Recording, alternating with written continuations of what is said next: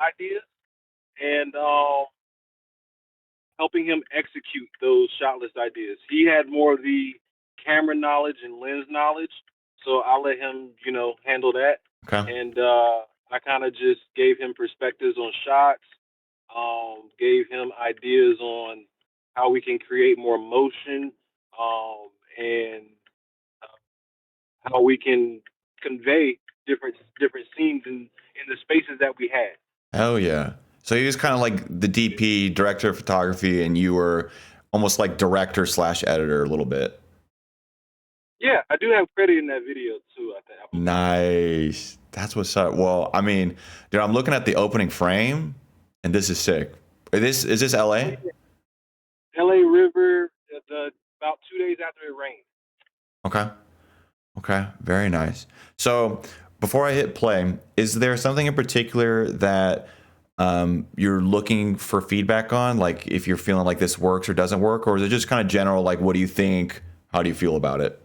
So I would want a general, Okay. but I also wanted to your opinion on there were I didn't do the editing.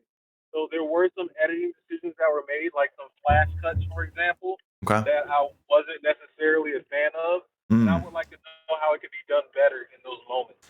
Oh, okay. I think there was even some moments where I guess it was kind of like whip pans or drag shutters effects, and it just seemed overly cut, and I wanted some opinions.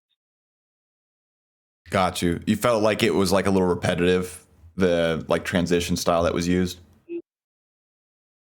That, but also I think you'll see it where it just seems like it was too many cuts too quickly. And again, I didn't make the editing decision here. I just wanted some feedback and see if this was see if I'm seeing something else that other people aren't seeing. Okay. Absolutely. All right. Well, that's good comms. So what I'm gonna go ahead and do then is I'm gonna play it, and I'll probably play through maybe like the first 30 seconds to a minute, so we can get kind of like a general vibe, and then we'll probably pause and kind of review things. What I would invite everybody to do in the call is to provide some feedback as well, because for videos like these, music videos are like it's a very artistic video. So I think it would be really good to get input from more than just me up here. Um, Oh, absolutely. Please do because again, like you said, it is an artistic vision thing, and like I said, I came up with all the shot lists.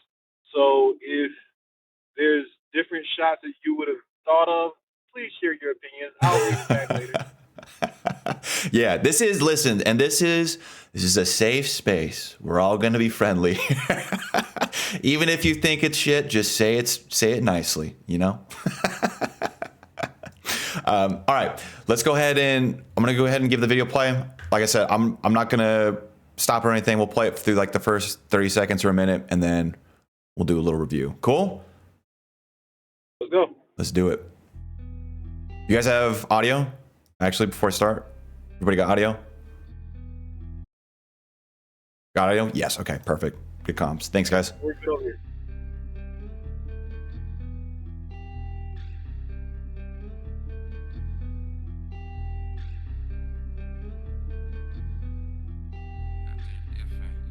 I'm too exclusive, bitch, I'm different, I ain't basic. Sometimes I still fuck on my exes on occasions. Shit, I don't know why, I just love it. I don't know why these hoes love me. I just fuck them, then I leave them on occasions. Yeah, she love me now. Mad at me, but she wanna fuck. Fuck her good, got her acting crazy, but the pussy good, so I double back. Ooh, all of my feelings. Bitch got me all of my feelings high. Don't know what to do. I done fell in love with this feeling high. Got a new girl, but see wetter than Niagara Falls. Best of both worlds. I just go ahead and just marry them both. Been on my player tip. You're dealing with a player bitch. Like yeah. I done got a hold of it. Now she can't let go of it. Like yeah. Dropped her off in the coupe and pulled down to my next bitch. Just tapped me off with no roof. Just swallowed all of my neck. Yeah, dude. I mean, that's a pretty well put together video right there. I Oh, I wanted to mention that tunnel that we're shooting, same spot that one of the Batman movies was shot under. Oh, for real? Oh, yeah. The third movie. Yep, I know exactly what you're talking about. Like, I think it's right where before he goes and drives or flies the nuke off into the ocean. That's crazy. Yeah. So I'll give. What do you guys think? Thoughts, questions, concerns? I know Lucas had asked, did you do the color grading? No, I didn't have a part in that. Okay. I will say, like, from my amateur opinion when it comes to color, I think the colors look gorgeous, man. Like the way this is set up, and I really like the split tone orange blue, almost like cyan grade. I like that a lot. Yeah. I was very surprised. They didn't plan out how they dressed, so it kind of just worked with the concrete background. And yeah, I like those matte colors, those Yeah. pastels. Uh-huh. Billy said, thinks too many light leaks. Damien said, I see what you're saying about the stutters being repetitive. They do feel a little bit randomly placed. How do you feel about that, AG? Is that kind of what you were getting at? I was thinking it was just overused. So yeah, I could see randomly placed. Okay. I'll let people continue to type some thoughts here. I will say mind you, I will say this, that I'm not bashing the person oh, definitely not. that did edit this video. In fact, we communicate and talk about videos all the time. So please feel free to share your opinions openly.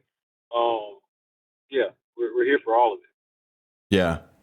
I would just say, just generally speaking, to not get like nitpicky or anything, this video is really well put together, man. Like, shot choices, I think the pace seems to feel pretty uniform, but just like in terms of overall presentation, feels like it's really, really beautifully put together.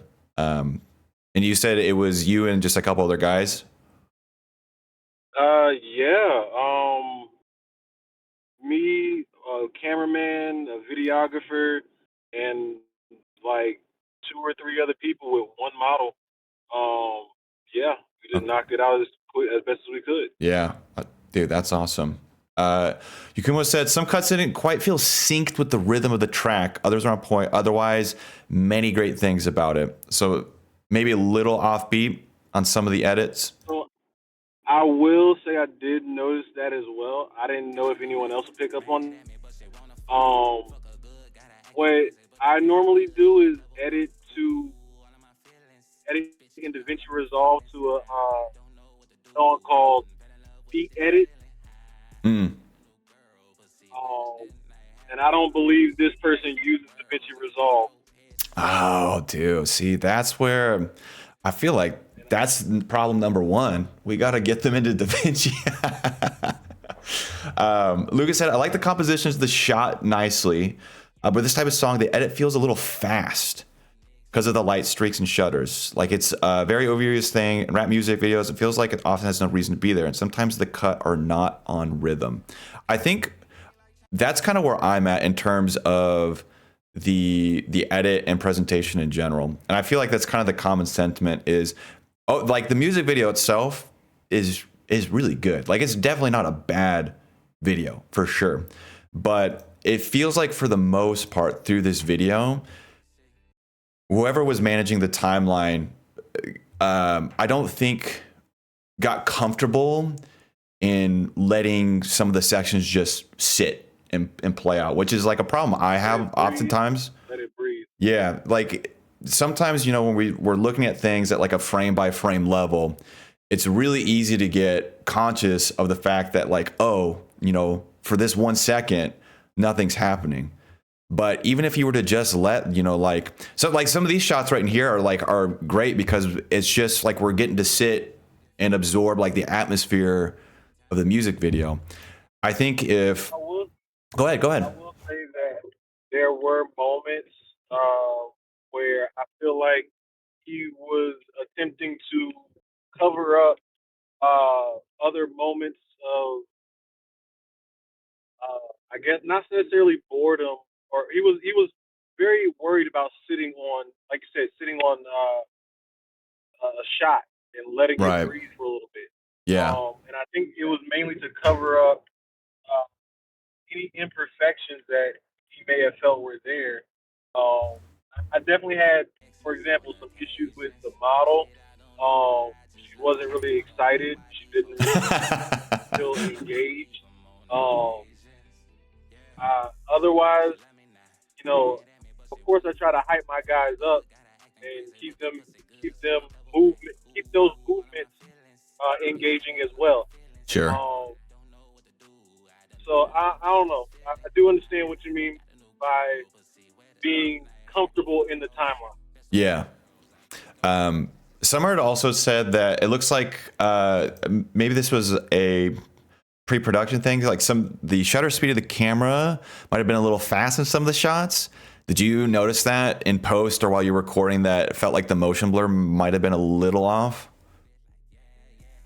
There were moments where I was trying to ask him if he could do if he could do a shutter drag effect. Okay. So unfortunately, I left all of that in his hands, and the camera remained in his hands. This was my first time. Yeah. Yeah, I think something to think about moving forward, and this is applicable to really any video that you're editing. You know, when it comes to like long form videos or short form videos, it's really hard to. I would say one of the things that like I notice with videos like these is overall, if we were to take a step back and look at the video, like, you know, just like everybody's saying, like compositions are great. It's a pretty looking video, but I don't know if there's like a single moment that I go like, if I were to 30 minutes from now, try to remember the video, like I could get a general sense of what's happened, but I don't know if there's like a single moment that really stands out to me. And an area that you could think about improving on when it comes to edits like this is and you might, I mean, I feel like AG, we've talked about this probably before, is like playing around with the rhythm of the cuts and the pacing of it a little bit. You know, if you do, there's nothing wrong with doing like a lot of like, you know, rapid, like bang, bang, bang, bang, lens flares and quick cuts and bouncing back and forth because you got energy, it's motion, you know, like you're riding the beat of the song, whatever. But every once in a while, you know, if there's a moment where you want the weight of a lyric or a shot to sit, man, you let that sucker sit for 2 seconds, hold for another 2 seconds. That again, like it gives the audience a chance to breathe, see what's going on. Yeah. Speaking on that, Go ahead. I was in my research getting into videography and music videography. I was told initially to sit on a shot for anywhere between 4 to 6 seconds. Mm, Um, and then someone else told me, you know, it's all about artistic direction. Just do what you feel like is right. Like, sure. okay, I understand, but I definitely agree that cutting to the beat is mandatory. Yeah, so it's not so much cutting to the beat of the song, you know, and like making sure you're either cutting on like a drum hit or like an 808 or whatever you're using to like motivate your cuts. I'm talking more about like the rhythm at which you're cutting things and showing effects, and like kind of all goes back to that idea of being comfortable in the timeline with not applying something, because when you if you break up the way, I guess this is the better way of phrasing it. And again, like big picture, dude, you guys did a fantastic job. But big picture, what can happen is if you keep the same rhythm of like motion, flare, light leak, flare, whatever. Well, what you end up doing is kind of lulling people into the pattern. And so they know what to expect because it's like, okay, next, next, next, next. When you invite change in here and break up the rhythm or the shot, and this is again, like you can, it doesn't always have to do with the edit. This could just be like a shot change. So, we've got close, close, close, close, close, wide. Let the wide sit for a little bit. Close, close, like that whole idea. These moments are what end up being memorable for people and what carry a lot of the impact and the weight of certain scenes. So that was like my main takeaway. I don't really know if I have any other feedback for like the video itself. I think you guys, like, again, that probably the 10th time did a really good job. Well, at least for a shot, for the composition feedback, one was get more wide shots and get a wider variety of wide shots, and then secondly, find something that is memorable. For example, the LA River. Mm-hmm. Should have probably maybe played around with more shots over there. Yeah, I think I'm not a camera guy, so I don't know if I can give you any camera or like production advice. But one advice I always hear over and over, and again, I don't mean to talk down to you because this is probably something you already do, but to start with the wides. Like before you move into the close, get all of your wides beforehand. Make sure you have all your establishing shots and your ultra wides and like your scenery, and then you can spend the rest of the time getting the close ups and like what you need. I'm gonna take that advice because we definitely did not adhere to that. Yeah, I mean, it's always one of those things too where like anytime we do feedback and we talk after the fact, it's like hindsight's 2020. Like, it's great to talk about it now, like, oh, you should have done this, but you're all only limited to like the time and resources you have on the day of. True, but I'll have another video for you. We just shot another video this weekend, so I'll have another video for you in the coming weeks. Okay, hell yeah, man. Dude, hats off though, man. Again, you guys did a fantastic job. I appreciate it. Thank you. But I'm here for the criticism, man. No, I mean, I think if there was something that was like glaringly awful, probably a lot of people would pipe up and say, like this looks bad or, like this is off. But I think it's just one of those things where it's kind of like fine tuning your craft. Like at this stage, it's pretty obvious you guys are competent and know what you're doing and can make something that looks really good. Now it's a matter of like, okay, how can we make this really feel like it's important? Or how do we really make this feel like it's different? Like what can we do to separate ourselves from like everybody else who's like making music videos? And that comes in like the minutia and the fine details. So I think that's a really good place to be at.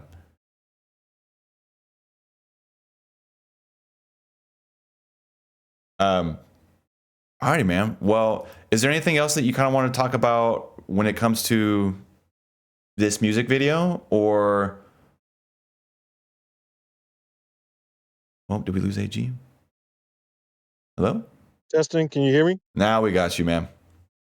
Okay, cool. No, that was all with that one. Like I said, I'll come back with another one in the future. Hell yeah, man. Hell yeah. Well, can we get a round of applause for AG and crew? I don't know if I still have my round of applause sound effect. Did I delete that?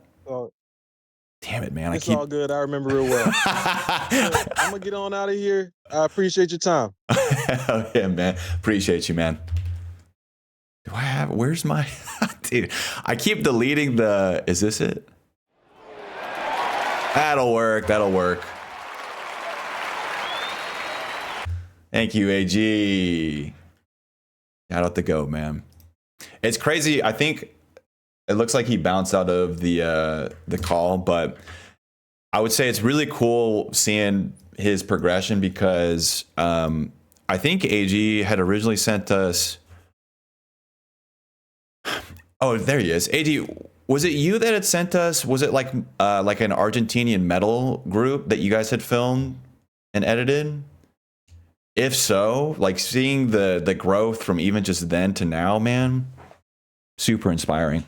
Super inspiring. Alrighty.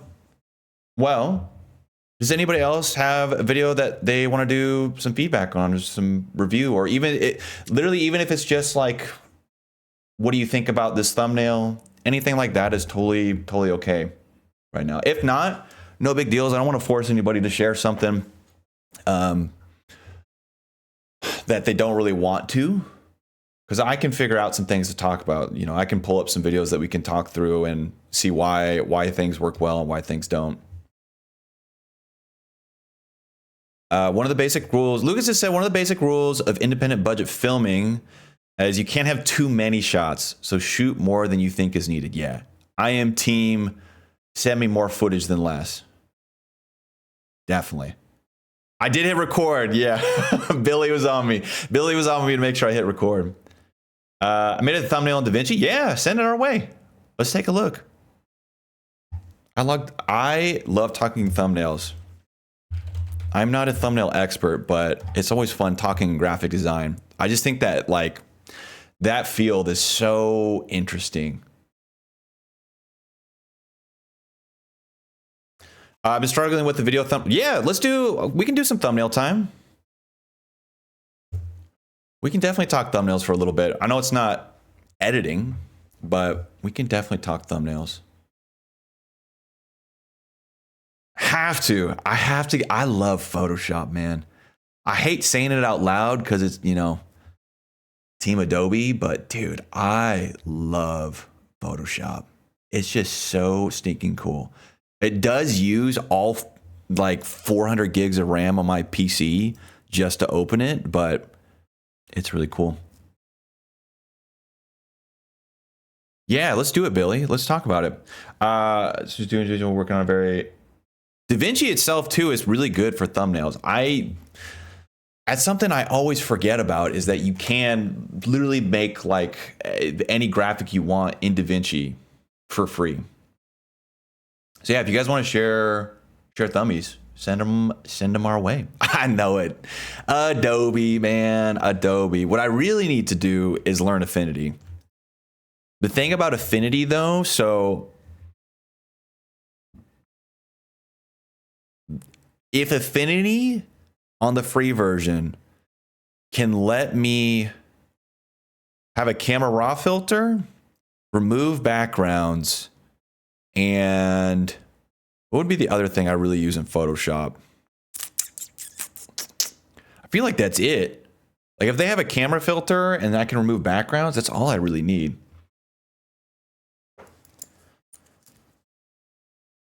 Yeah, I think, Billy, if you want to go ahead and send it, I think Shalian is maybe, or is it Shalin? Is maybe sending one as well? I saw that, Lucas. So, but there's still going to be a free and paid version of Affinity, right? Isn't there? Or is it just completely free? Affinity.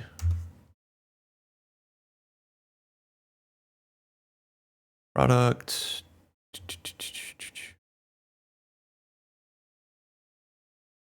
$0 free. Yeah. Okay. So they do have a plus Canva. Oh, interesting. Generative fill. Okay. So like their AI generative stuff. See, this would be the thing that I would need, is removing backgrounds. Colorized depth selection. Don't need. This would be the one thing I would have to have.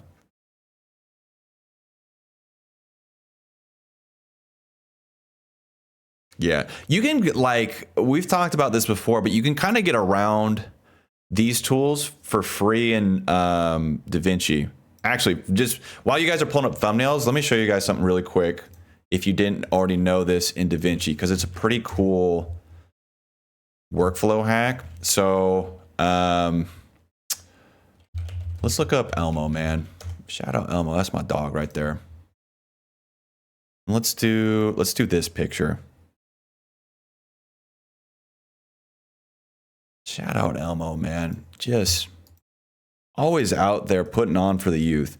So there's a lot of free background remover tools out there. This is just one of them. I can't remember the names of all of the different background. Oh, and this one's going to be difficult. Of course you are.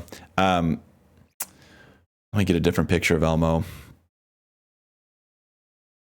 Let's do this one. This will make my life. And of course it's small, man. I just need a big, here we go. Here we go. Yeah, here we go. All right. We'll do with this one. So there's a lot of like free online background remover tools out there on the internet. Where they'll get you is that if you want to download the high res version, you have to pay. But what you can do is you can download a preview of it. So you can get the smaller version that you can use.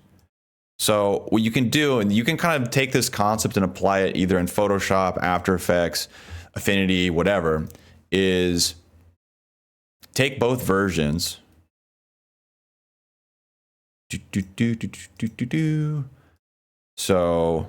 we go to our downloads, find our Elmo, bang.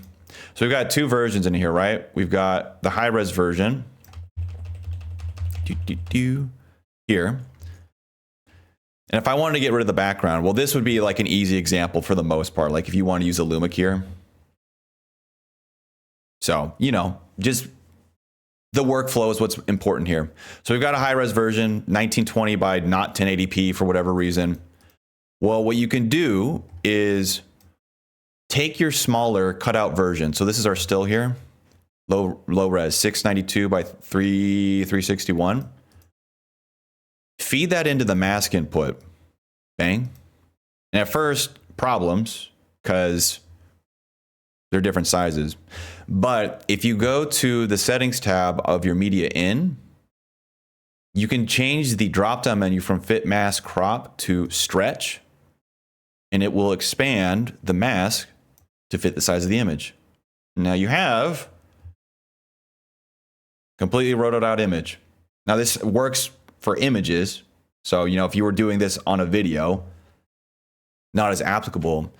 But if you're somebody who's using something free like Affinity and you're struggling to cut something out, well, the same thing can apply. You just download both versions and then you take the bigger version and expand it out so that it fits the mask. Now, you probably get a little pixelations if you were like to really zoom in and on the fuzz. But for most of us here in like YouTube internet land, it doesn't really matter too much. So, fun fact. Fun fact. Okay, so let's go ahead and take a look at Billy's thumbnails. So Billy's got a few that he sent us. And said, first images are references of similar videos. Okay, so these are our reference images. Let's go ahead and grab that. Paste her on in. The following 4 images are my thumbnails. I'm having a really hard time with my idea. The video title, oh, thank you for the title. The video title is the hardest mod packs for Minecraft. Absolutely. So let's go ahead and take a look. So these are reference images here. Let's go ahead and paste in some of your, are you going to paste for me? Some of the concepts. I really like that you're going with multiple concepts here. If you have enough time, I would highly encourage everybody and anybody to create more than one concept for your videos. You never know what is going to stick and what is going to flop. So it's always a good idea. So the video title was, let me find that again. The hardest mod pack for Minecraft.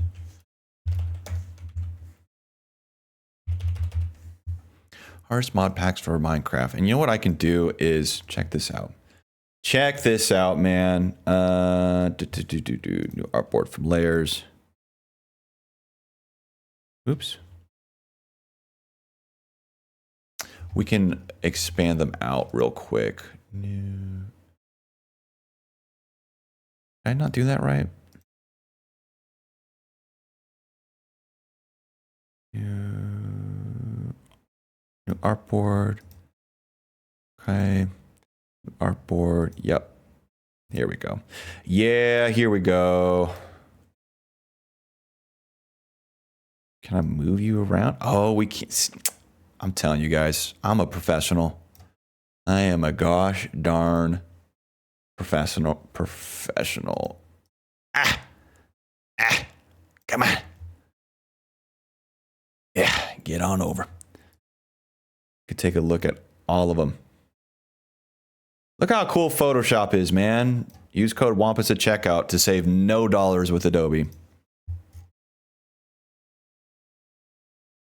Hello, Axter. Guys, I would like us all to be aware that Ack is now a working professional editor. Can we get one single clap for Ack becoming a working editor? That's my dog right there. Congratulations, Ack. Wow. Wow. Sure enough. Sure enough. So, the hardest mod packs for Minecraft. I like this. Let's start with the title first. I think this is a strong title. What do you guys think? Before we look at thumbnails, what do you guys think about this title? And I'm assuming the video is encompassing. It's like, you know, like I went and found some of the hardest mods in Minecraft that you can play. I'm assuming is kind of the idea of the video. What would be some other titles that you think might work with that subject?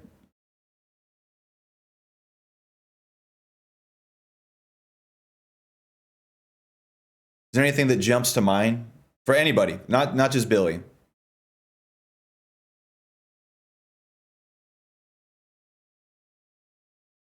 And I'm not looking for like the right answer. A lot of times when we're brainstorming titles like this, it's just a good idea to gauge the spectrum of options that we might have. I will say, yeah, so this is a really nice, strong title because it's simple, to the point. We've got a nice power word in here, hardest. Pretty hard to mess it up. Ooh, I like viddies though. Hold on. You guys forget, viddies is a creator, man. Seasoned, proven experience. Did a lot of market research for the video idea. Difficult mod packs have been trending for a bit now. I cover only one pack for video. I'm focused on playing my channel. Let's reveal listing difficult. Ooh, got it. W, Billy, nice. Look at you out here just creating, man. That's so sick. Okay, sleevesies. Okay, Minecraft mod packs that will break you. I kind of like that one as well. How to make Minecraft is difficult. Oh, yeah, see, you guys, I need to hire y'all to be my channel managers. These are all really good. Best hardcore mod. I think the best hardcore mod pad. I think the other two are pretty similar that you listed, Billy, to the first one. Mod packs you'll never beat. Ooh, cooking. We are cooking. Never beat. I don't know, crew. I like all of them. I feel like this is one. I think Noel just generated. All I'm saying, okay, so Billy, whatever title you do decide to go with, just know you owe everybody in the Discord orbs. Okay? So for every view you get, we need one Discord orb to buy new profile picture decorations. Just throwing that out there. Hello, Tim. Speaking of cooking, speaking of hungry, I'm cooking. Tim, make me some food, man. I'm hungry too. Okay. So I think these are some really, really great titles. I don't think you can go wrong with it. I don't know if you've experimented with this at all, Billy, but right now, or I guess I'll just say this for anybody who doesn't know who is posting on YouTube. This should be launched to every channel, I believe, at this stage. There could be still like a few smaller channels or channels that are just getting started out that don't have this option, but you can now A/B test not only thumbnails but titles. So what you could do is, we'll talk thumbnails here in just a little bit, but start with a title, one title. Pick one of your favorite titles and then do a thumbnail test. See how the thumbnail test goes. Pick the strongest thumbnail and then do a title test. So that way you can kind of figure out which titles seem to resonate a little bit better with your audience. All right. So I think all these kind of, the main thing that I try to do when looking at titles like this, or like what I'm thinking about, is if there's a certain framing of the title that stands out as different than the rest. So the one that sticks out to me in that sense is this one from Sleeves, Minecraft mod packs that will break you.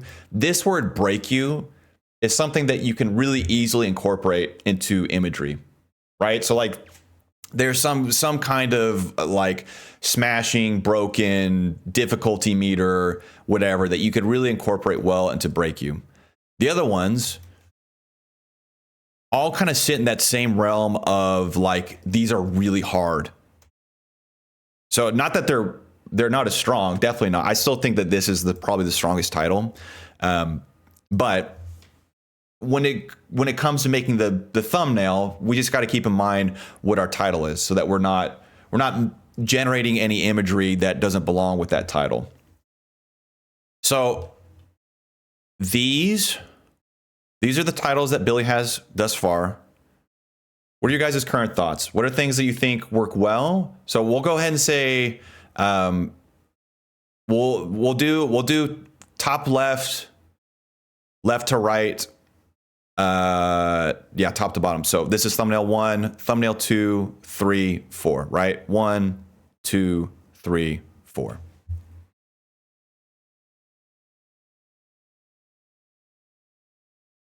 Lucas likes 4. Okay. The main problem with the thumbnails is that the video covers 5 different packs. They're difficult their own way, so not sure how to do a thumbnail that really conveys that. So you're saying that you feel like one thumbnail isn't encapsulating all the ideas that you're presenting.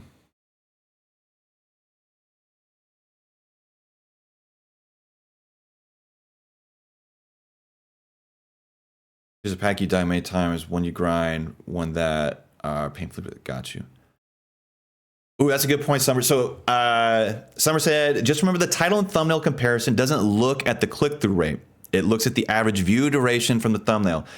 They did this to combat clickbait. Not that any of those do that. Just thought, yeah, that's an important distinction to make. So if anybody who's listening isn't familiar with the A/B system, what Summer is saying is that when you do a thumbnail comparison test, so we'll do like the top 2. Like if you were to do a thumbnail comparison test here, what YouTube does is it doesn't compare how many people just click on one thumbnail versus the other. So it doesn't go, okay, 900 people clicked on this one, only 100 people clicked here. What they do is they look at the thumbnail that was clicked and then how long somebody stayed and actually watched the video. So like their total watch time with that given thumbnail. So the hopes, and you know, it's not always a direct correlation, but the hopes is that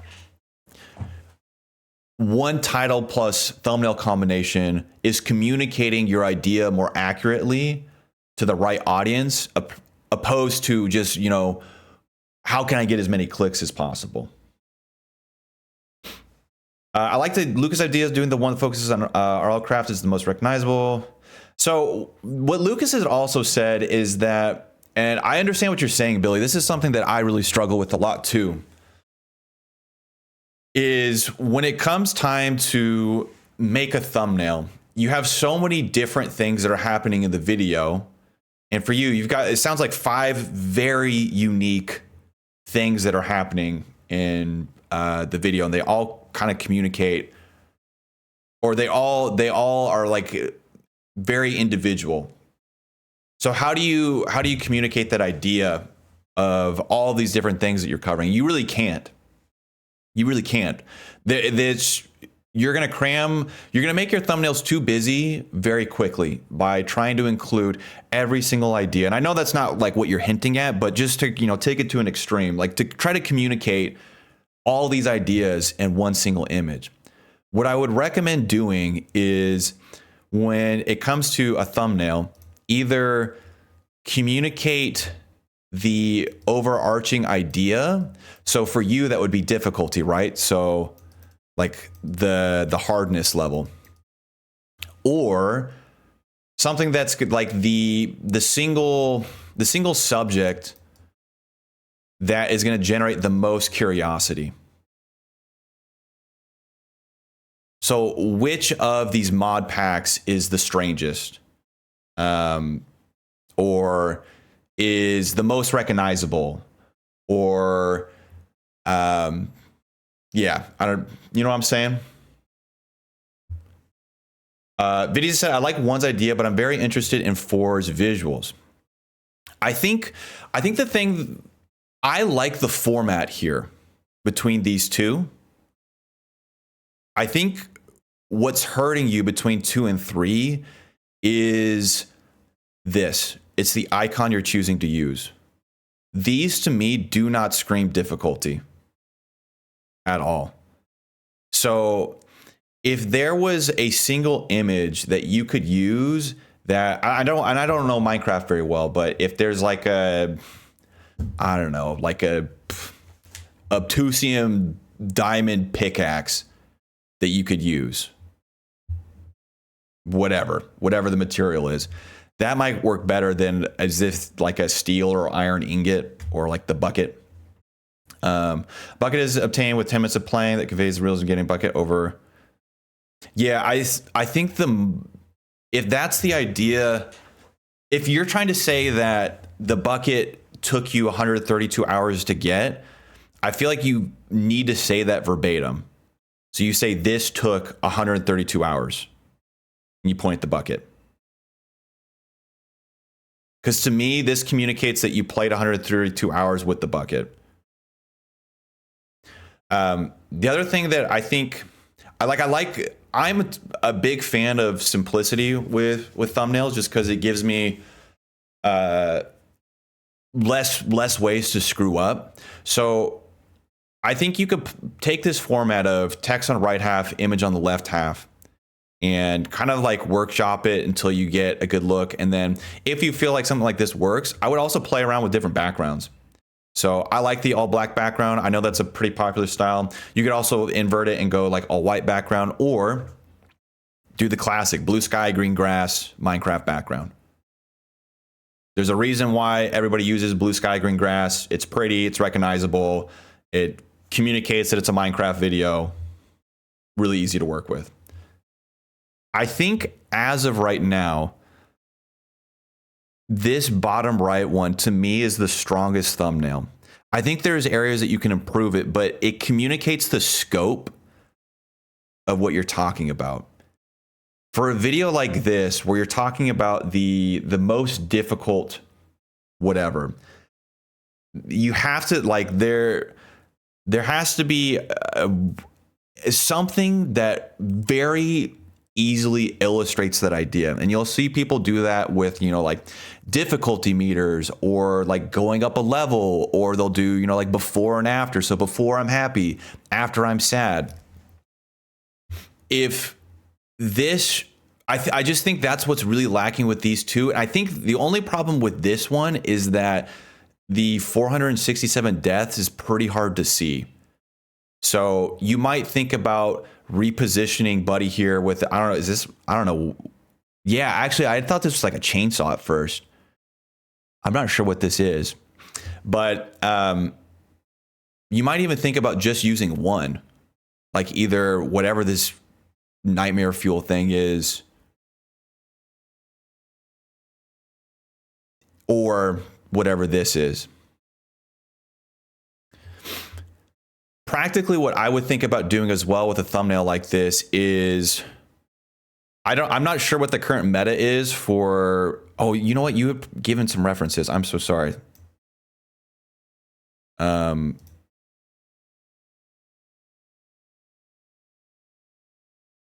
You had given some references.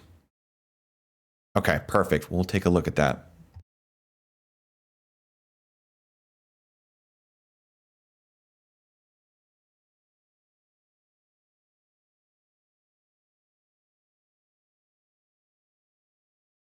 There we go.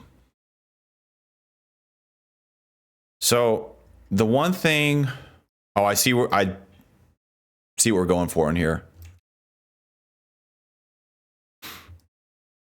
To me, the thumbnails that really stick out are this one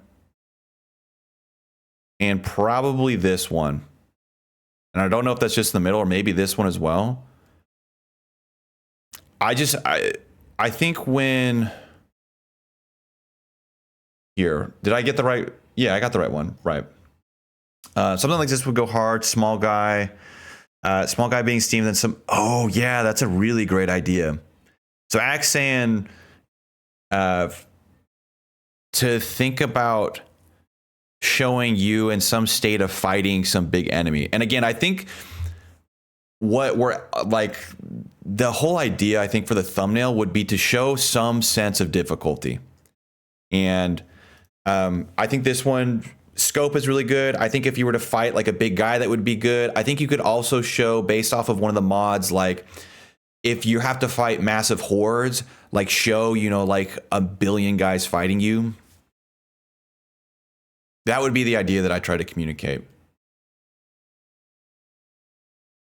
The other thing I would suggest is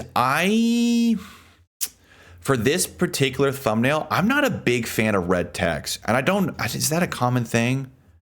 Yeah, it seems like it's somewhat common. I feel like, what do you guys think? For you'll never beat.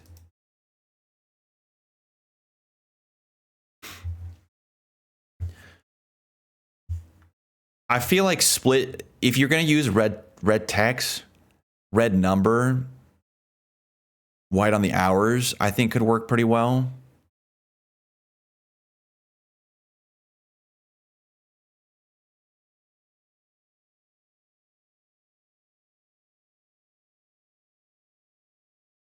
Okay. We don't mind the red. No one doesn't mind the red. But he thinks it clashes. So I'm debating on whether or not I should learn Affinity so I don't have to make film. Tim, really would recommend learning Affinity. It would take time, and you know, it would probably take you like 3 to 4 times the amount of time to do it compared to your current workflow. But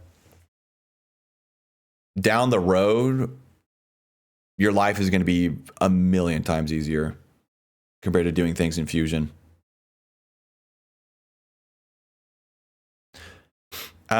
So I guess to not continue to ramble on this too much, Billy, what I would suggest doing is, I think there's no reason to get rid of the work that you've done so far. You can even do 3 formats.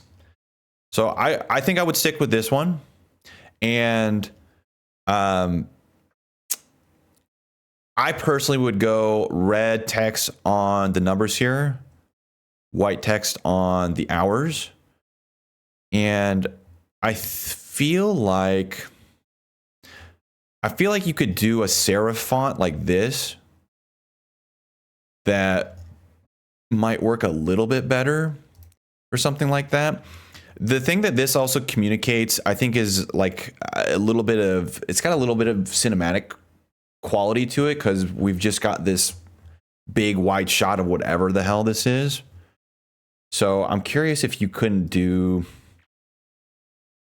I don't know, something.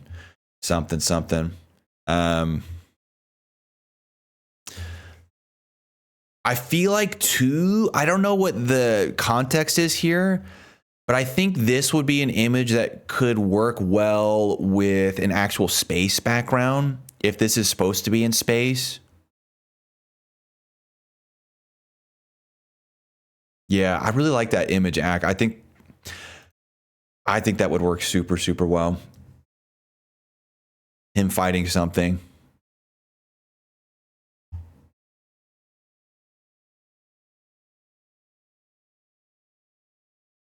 Billy, did you say, I can't remember, do you do these in Photoshop or Fusion? Or Affinity? Affinity, okay, cool.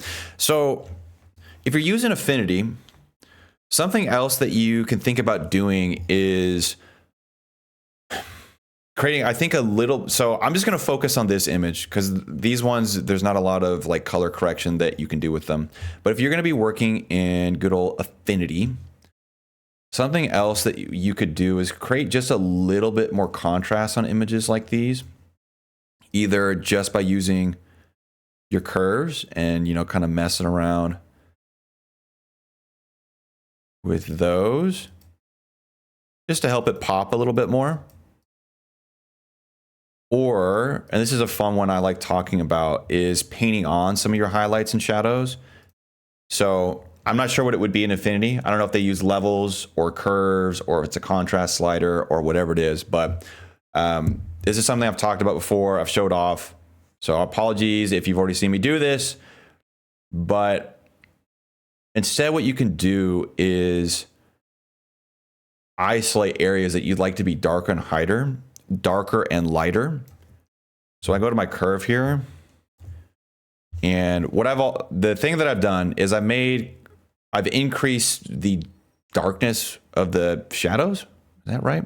I'm bringing down the shadows, and I flipped the mask so that as of right now, we don't see it. Oh, here we go. Yeah, here we go.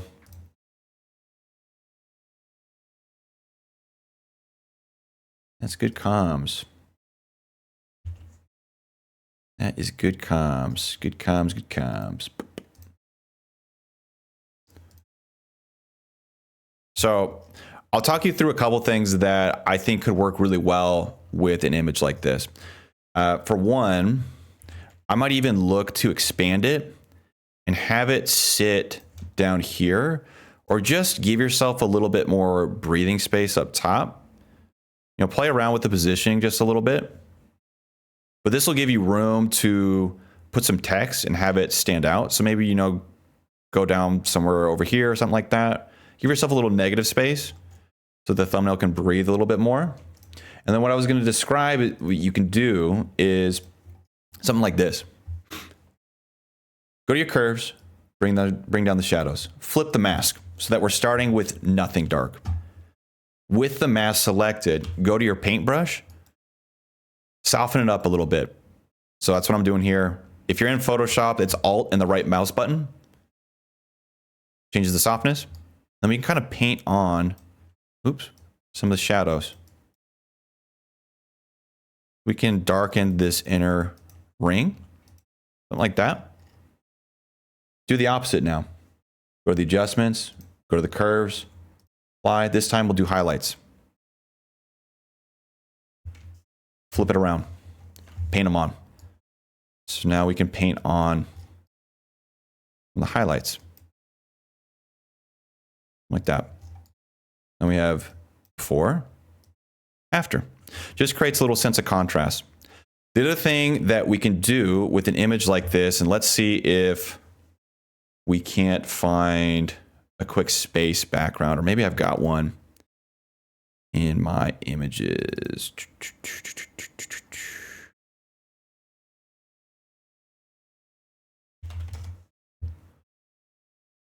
Nope.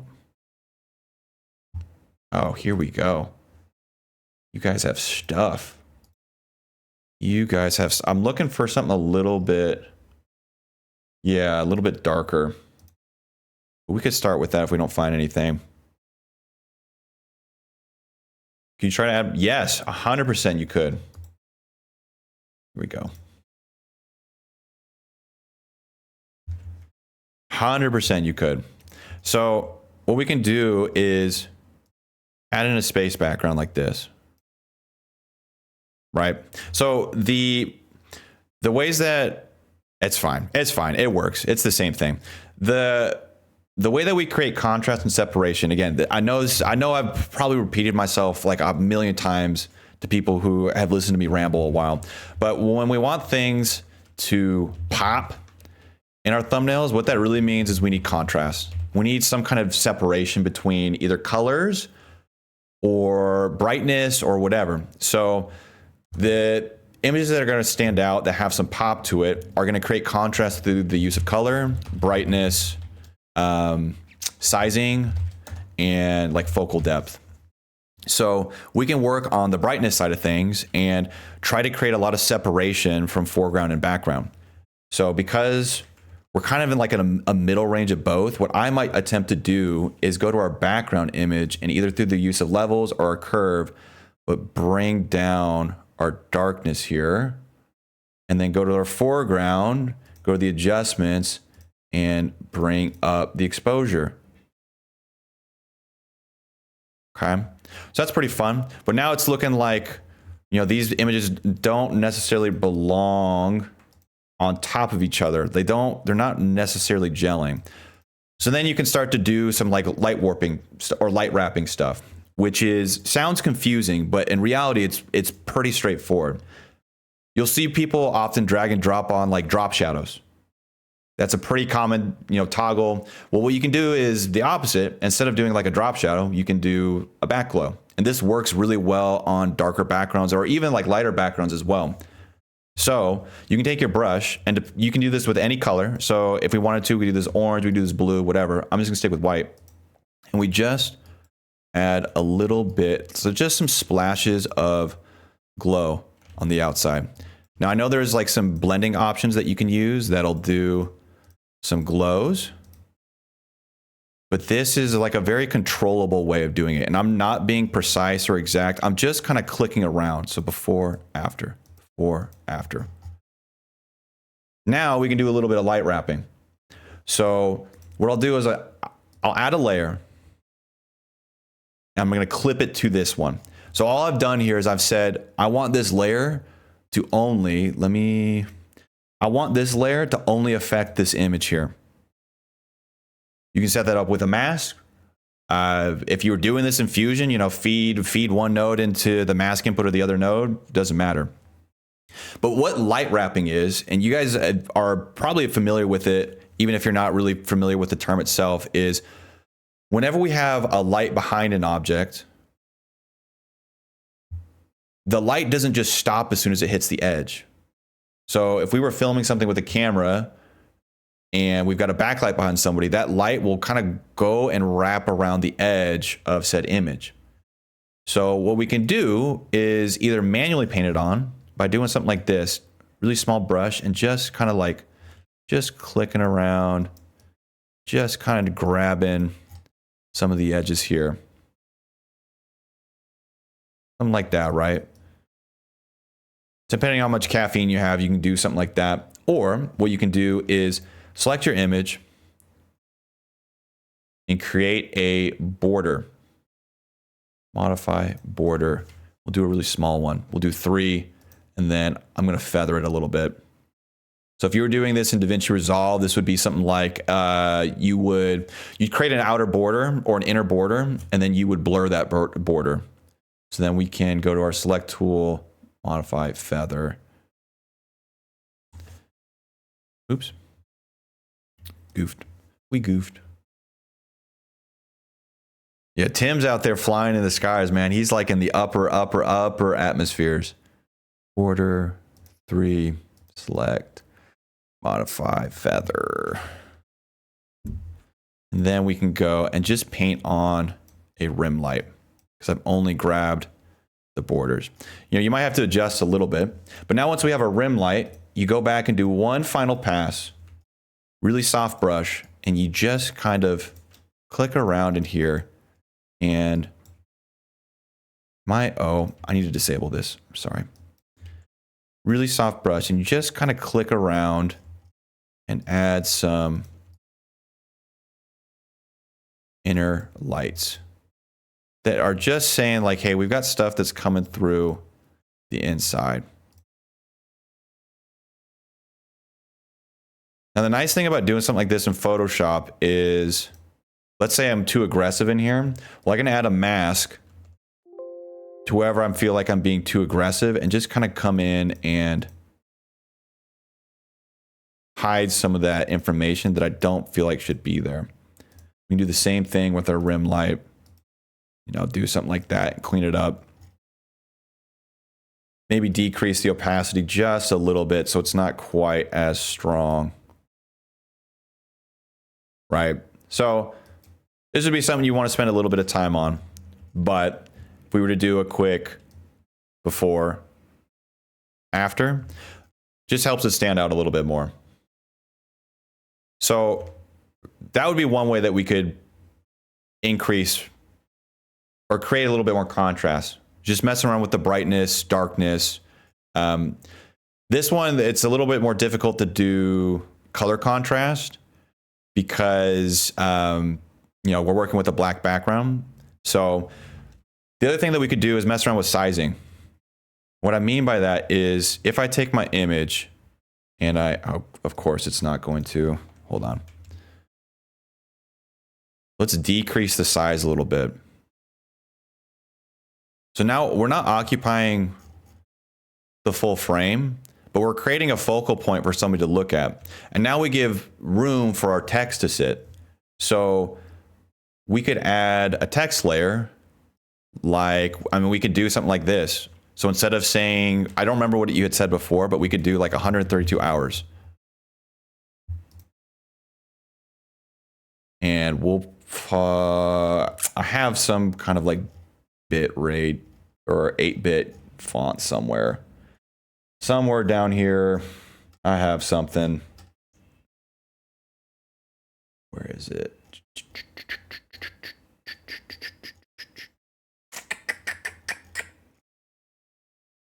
Da, da, da, da, da, da, da. Maybe not. Maybe not. Or maybe I passed it. I feel like it was like a T or something. I know I've been talking for a little while. Billy, is this helping? Do you feel like this is helpful continuing to talk about this or not so much?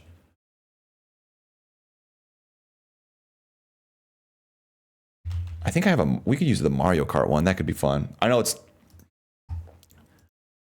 not exactly what you're going for, but okay, cool. So one of the hardest things to figure out with thumbnails is text sizing. How big? How big? How many layers? Where do we put it? Right? So there's not really a wrong answer here, but depending on how big you make the size, you communicate different ideas. So this image, we'll say, is occupying, I would say, the majority of our image. So if we were to break this up into, is it 640? Is that thirds? Right? So we do our quick little rule of thirds, 640, 1280. Right? And then is it 360? 360, 720. So we're occupying the bulk of our frame here. What can happen is if we now make this super big, well, I think this still works because we've given ourselves some real estate for it to live up there. It does begin to feel pretty crammed pretty quickly because there's no border on the outside for us to to create separation and look for that text. Does that make sense? So like if we do something like this, it's really hard to see where our text begins and ends. This might not be the best example of that because we can still read the 132, but especially when we're going over our image here, it's really hard to like look at a glance and quickly understand what this text is saying. So, we could decrease the size and have it sit up here. That could work.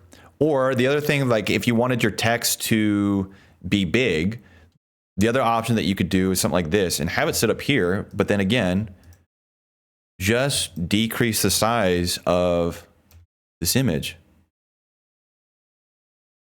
and put it here. It's still just as effective, but now it's much easier to read our title. The idea behind this is, and I'm kind of talking out of my ass right now, so like if people disagree, please just scream at me. The idea here though is a sense of hierarchy. So what's the thing that's most important that I should look at first? And then what are the other pieces of texture or text that complement that? So an alternative to that would be something like this. So if we keep our image big, what's up, Stealthy? We can make our text small, sit over here, and then very easily like drag and drop in, like a stock, I don't know, some arrow you found online somewhere like this. And please just need you in here. Thank you. Again, how big do we make the arrow? Right? Do we make it this big or this big?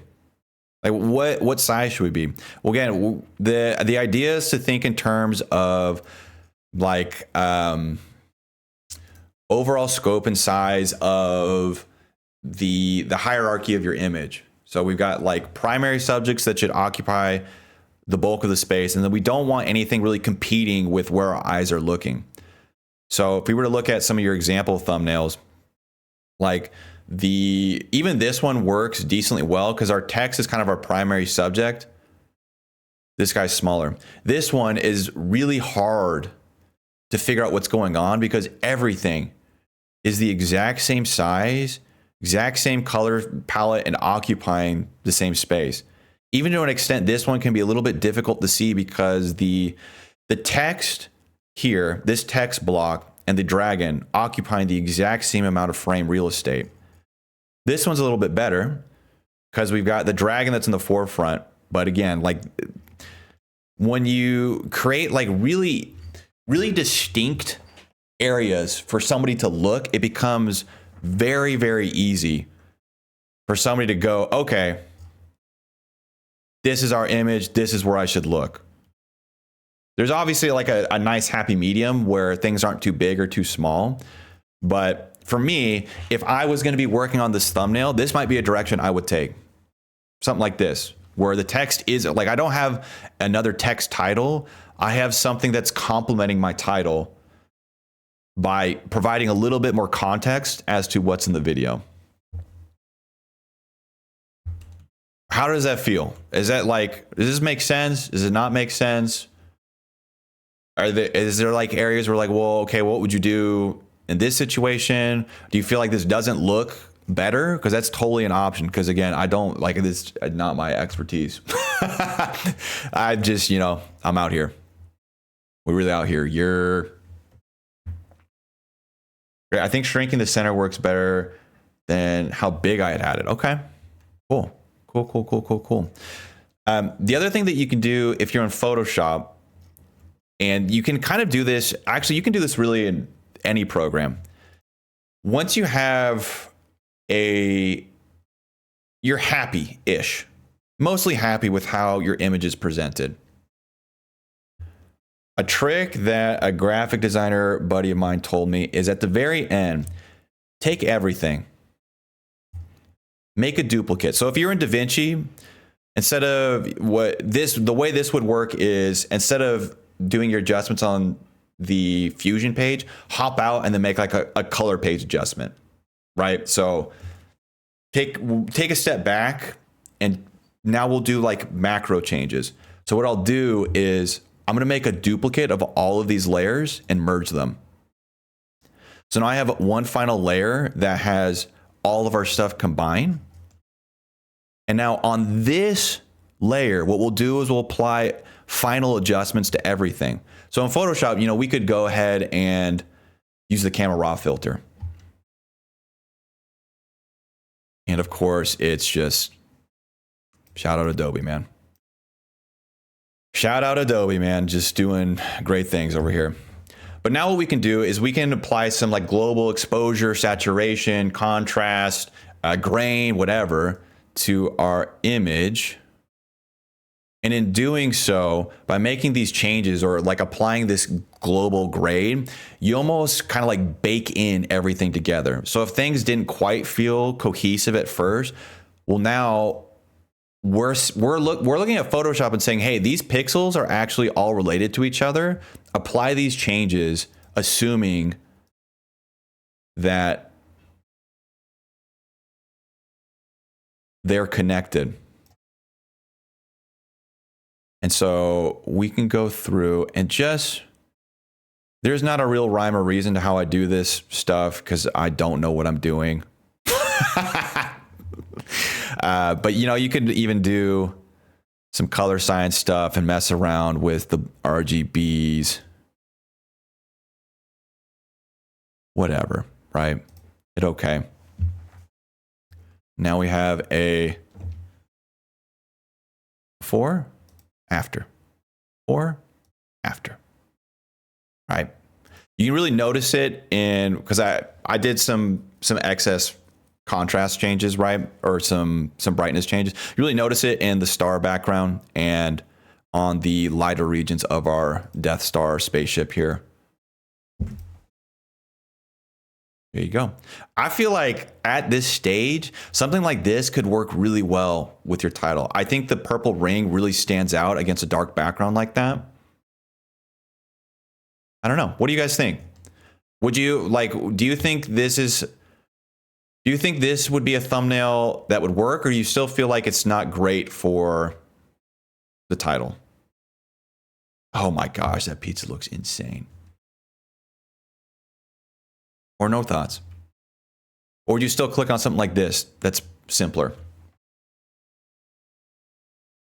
I do still like, I like X idea of doing something like this where we've got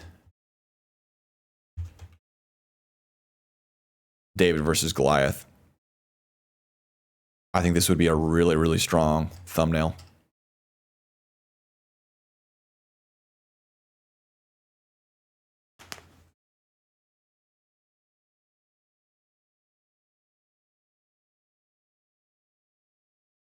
Okay. Well, I appreciate the remade thumbnails. Okay, cool. That's actually a good point, Noel. Yeah. By decreasing the size, we can help emphasize the scope and scale of whatever this thing is. Billy, any other questions thumbnail wise in terms of what should I do? I'm not sure what direction to move in, etc. It's very okay if you still have questions.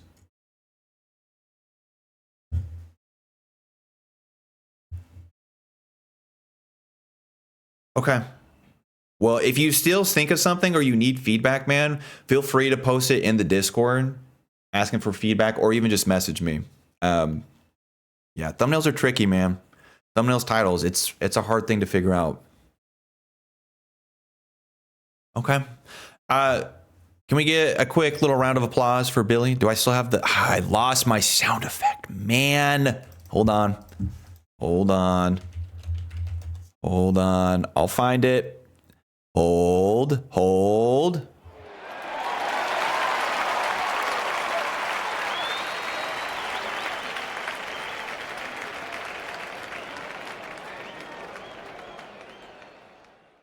Amen. Thumbnails and titles are easily the hardest thing to do in the YouTube game. That's facts. That's facts, man. It's like it's one of those things where I mean, YouTube in general, there's never a guarantee, but anytime you hear somebody provide absolute certainty with a title or thumbnail, man, I would not buy what they're selling. You guys have all probably posted a video or seen a video that looked like somebody made it in Microsoft Paint in about 2 minutes that had billions of views. Billions. And the video is The video itself is like 480p. They're using a webcam mic. You spent 2 months working on what you felt was a masterpiece, and Johnny Be Good over here, all 300 pixels, just crushes your idea.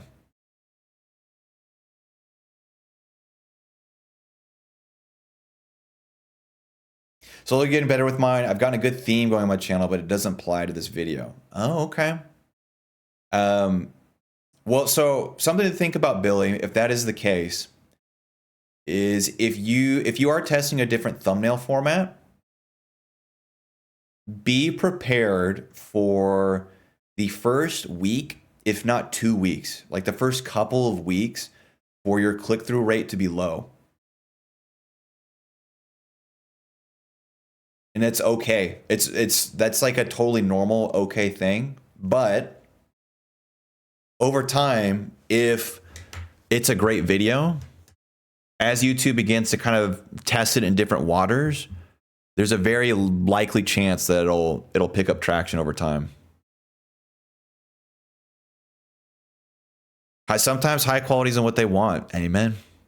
Amen. Does anybody else? So we talked thumbnails for a little bit. Does anybody else have videos they'd like feedback on? Yeah, there you go. Yakumo, yes, please share. Speaking of the YouTube game, have you shown the chapter marker script yet? I haven't made the video, but the script is up. I have not talked about it. Would you like me to, Tim? Because I definitely can. Yeah, especially with my niche videos that start with 1K views for several weeks and then skyrocket. I don't know how my videos get as big as they do. So typically what happens, Billy, is, from my understanding, unless YouTube changes something quickly, if you've posted videos before, so you have like some sense of a subscriber base, right? That's where the YouTube video goes to first. Goes, all right, send it to the people that have checked on I'm interested in this subject button. They've toggled into the email me your weekly marketing email. Send it to them first. See how it does. From there, YouTube will associate keywords, metadata. They've got analytics now for how much people have enjoyed the video. And they'll start to kind of test the water. They'll say, all right, this video is doing pretty good. Maybe we should send it out over here. Oh, you know what? We're finding out that these guys over here, they really like this. Let's test it out over there. And then over time, now search becomes a part of the equation. Then people start searching for best Minecraft, And again, depending on how your video is performing, watch time, interactions, YouTube will continue to serve it. So for me in particular, so like I do educational content. My videos rarely take off in the first week. But what'll end up happening for me is a lot of times for like views, I did this backwards, views over time. A lot of times for people, what'll end up looking like is this, where they post a video and then dies. Land of sadness. For evergreen videos, that start can look like a lot of things, but for me in particular, like my videos I skyrocket, but they'll look something like this. We start slow and then we just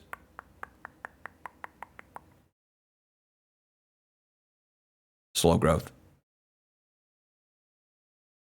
This is the does the audience care region, subscribers. This is the search, evergreen, longevity portion. See? Y'all think I was joking. Nobody believes me. Nobody believed the view graph. Billy's got my back. Come on, man. Oh, Tim. Yes. Yakumo, I see the video. We'll definitely take a look. So real quick before I forget, Tim has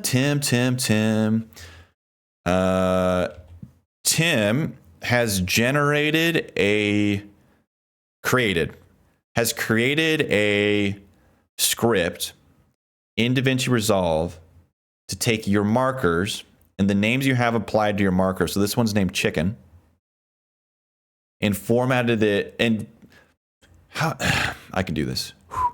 English, one word at a time, Brandon. He has made a script that will export the timestamp of your marker and the title of the marker and formatted it for you to easily copy and paste into YouTube. So if I go to my workspace, scripts, is it scripts? Do I go here, or do I have to go to the console? Oh, shit. Is it console? I gotta go to console. Is that it? Da, da, da, da, da, da.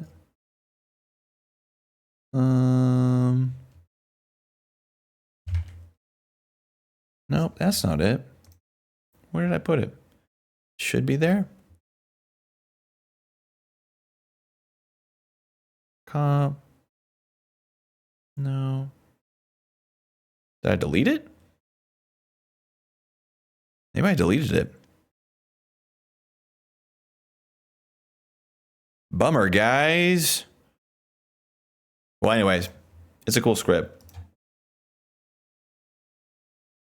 You can send it to me again. I could run it. Dang, look at you guys. Why does Ack always trying to show off? Why is he always trying to flex his videos? So corny, man. That guy, he just loves like, yo, look at me. Look at me. I'm an editor. That's corny, man. So corny. Slow growth is better because you won't feel the need to post as often and gives you time to breathe. Evergreen is the best. I am team evergreen. Yeah. YouTube really is a beautiful platform because it's like the one place on social media where you have the opportunity to just let me watch the video, man. It's the one place on YouTube where it's the one place on the internet that rewards you for making something that's like really cool and good and has a lifespan of years instead of days or hours. Should be in DMs. Why are you telling people we have DMs? Horny. Horny. Wow. Wow. Download. Oh. Oop.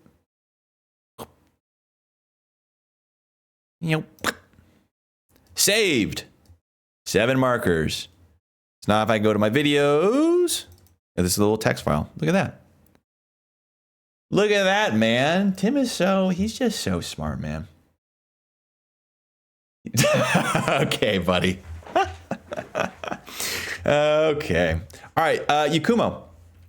Is there something in particular that we should keep an eye out for this video? Or just general feedback?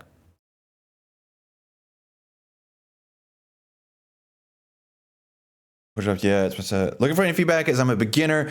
I had the music on Ableton and had little no experience Resolve back in April when I made this video. So now I'm just going through the tutorials. Oh, okay, cool. All right, let's give it a watch. Let's is this an edit of some kind? Is it a cooking video?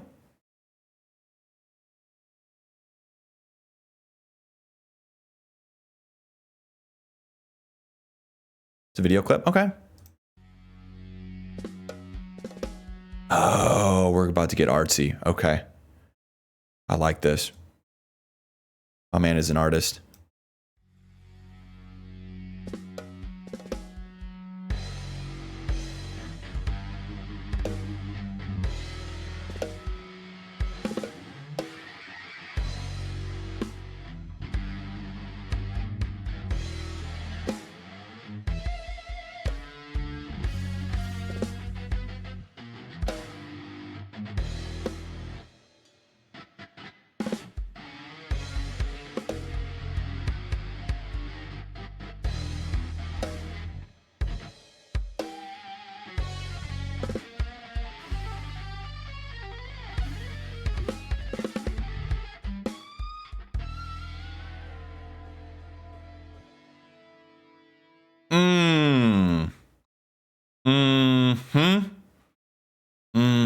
You couldn't see it, But I had stank face that entire time. Dude, this is so cool, man. I don't have any feedback for you. I guess, does anybody else have thoughts on this before I speak for the entire room?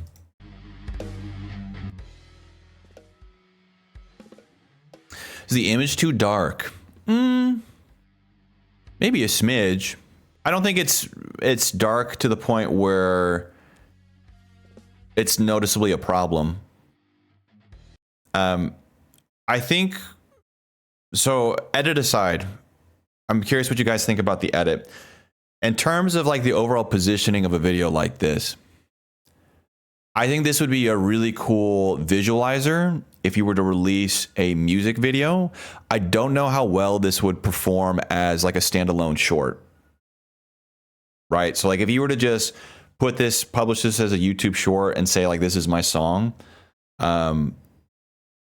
I don't know if this would perform very well. But if you were to release this as a track and you wanted a visualizer, dude, this is sick. This is so cool. I like the melding of kitchen equipment plus drawer shutting, the vibration of the strings. I would say the overall like composition of the scene is pretty darn well done. I love the stop motion ness of I'm assuming that's you maybe playing. Hold on. Did the burners come on here?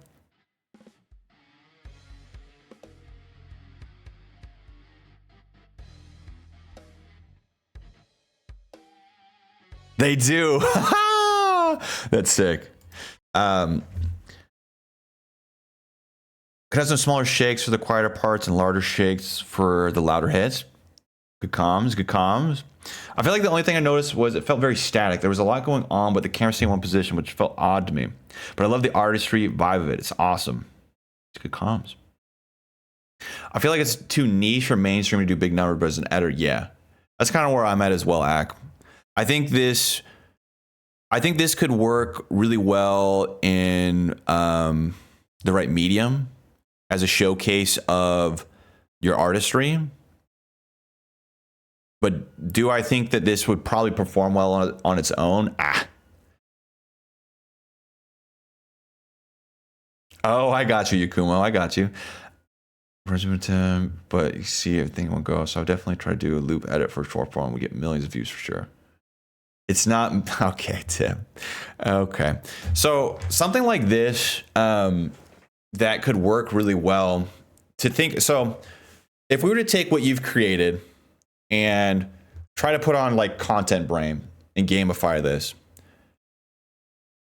one of the things that I would think of is who had said it? Billy. Billy had said didn't really know where his eyes could look.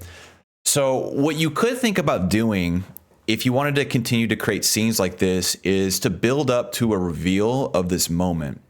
So I think you walking into frame and sitting down, like this shot, this is so sick. Like with the head and the frying pan, that's so sick. But you could start zoomed in. So maybe we start zoomed in. Yeah, exactly. So start zoomed in, have you walk in frame, sit down. Then maybe we'll cut to a scene of you like opening, closing the drawer. Then we've got the drumstick of you hitting on the pan. And then eventually on the, I don't know music terminology. So the crescendo, that's got to mean something out there. But on one of the building bigger moments, then we cut back to like the entire scene so we can visualize everything. In doing so, hopefully you generate a little curiosity as to what's happening because you're not presented the full picture. So you're just seeing it kind of like piece by piece. And you go, hopefully the viewer is going like, oh, what is this? This is kind of cool. And then eventually we get to see everything. And that day might be today, Tim. It just might be today, buddy.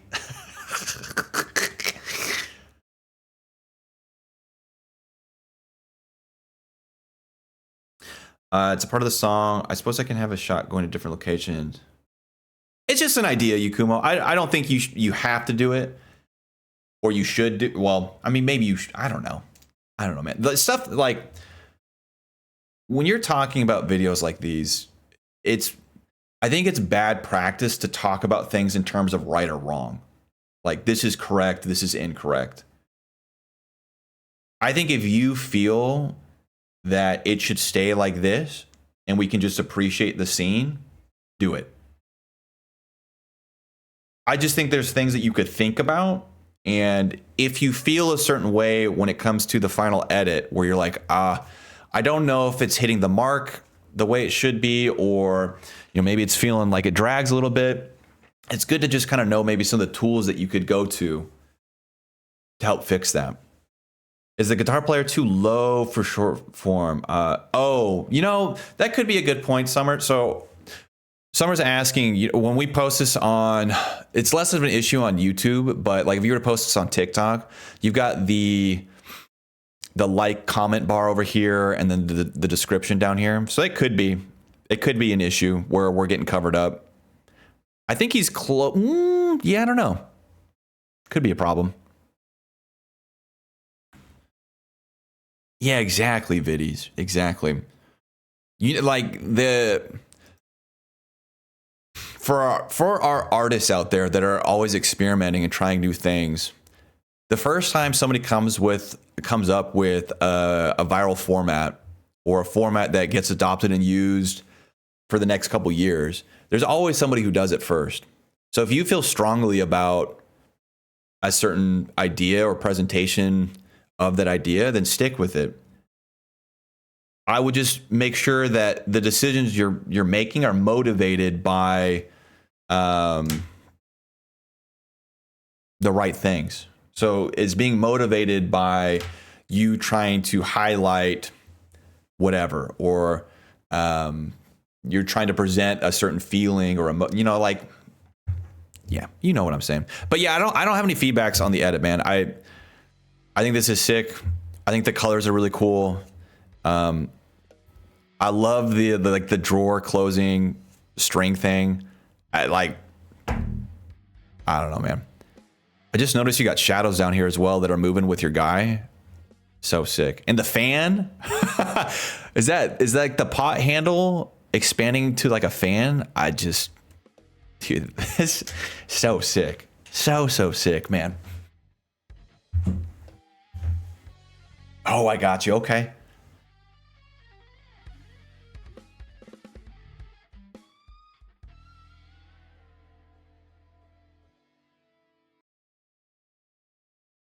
Got it. Okay. Got it.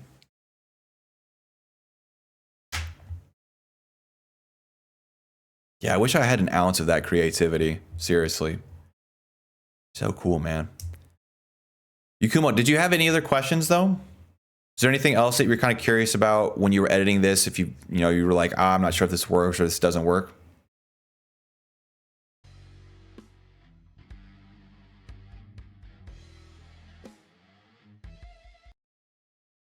Okay, cool. Cool.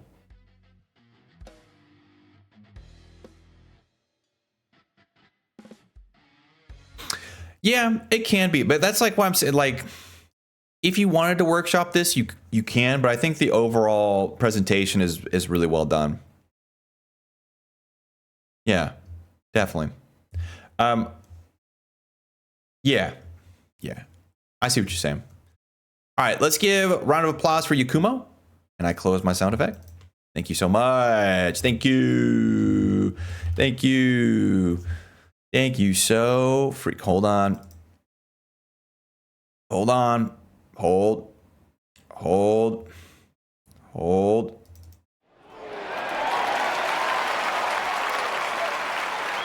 Thank you.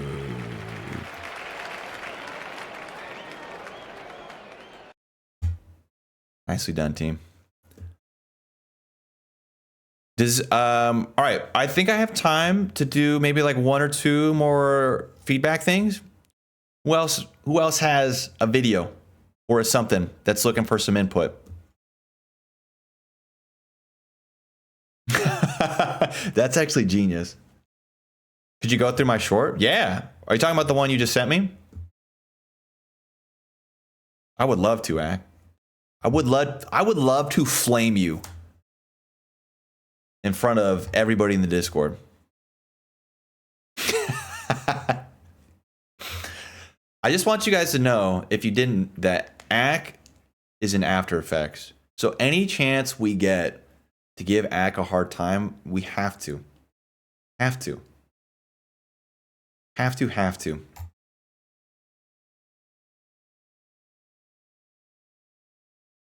Why don't you just, dude, just send it in the chat, you weirdo.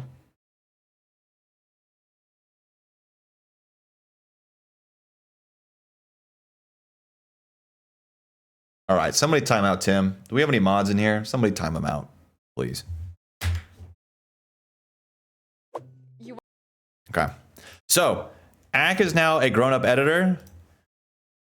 He's working for, a VTuber? Is that the right, am I categorizing her correctly? Okay, VTuber, working on short form. So, a lot of what he's probably going to be doing is taking clips and highlights from the stream and trying to present them in the short form light so that they're engaging.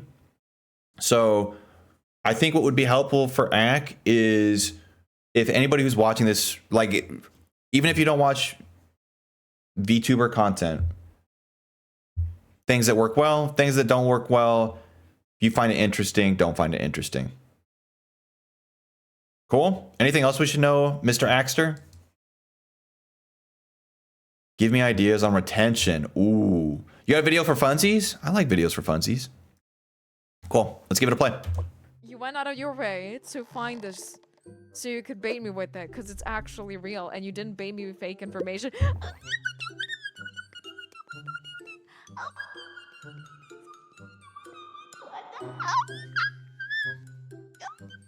my god, look at all he has a cup on his head. Oh, it is a tuna. Oh. It is a banana one. Oh my god, the banana one. Oh, it's so cute. Oh my god. All right. Thoughts, comments, questions, concerns? How to transfer files between any device for free? Oh, Tim, I think you told me about this. Unless it's a new thing.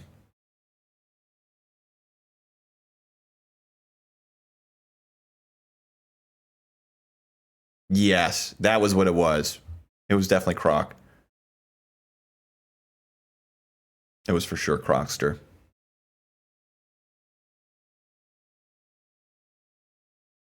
So I'll let Noel finish thoughts. I think one of the pieces of feedback that I would give to you on shorts like these, Ack, is to not treat them as complete, like, I don't think you can afford to treat this as a standalone, like, short project or video where you have like a beginning, middle, and like happy conclusion. For me, like, I think the feedback I gave you yesterday still stands in that as soon as we get here, I'm gone. I'm swiping past it and I'm out of here. So if you feel like this scene is important, or you feel like the tone is comedic enough to include it at the end here, I would try to include something visually that communicates that a little bit better, because I don't understand